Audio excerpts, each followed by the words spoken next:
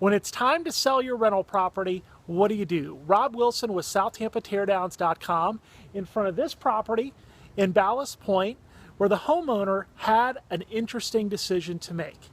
It was a dated rental property, and it probably needed some money to be fixed up to get top dollar. So they could do that.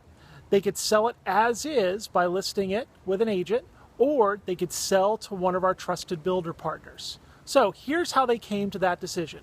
First, they went to SouthTampaTeardowns.com and got an offer from one of our builder partners. Second, they actually talked to a realtor in our office and then in another office to get their opinion about what they could get if they listed and sold the property. At the end of the day, when they did all the numbers, our offer, where they didn't have to worry about commissions, repairs, or closing costs, was their best option. Our builder helped them work around some of the trees with the city of Tampa, and we closed the deal.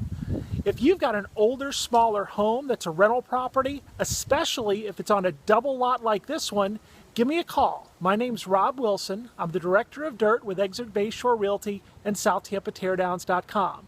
My number's 813-784-4199, and if I'm busy helping another family, you can reach out to us and request your offer online at SouthTampaTeardowns.com.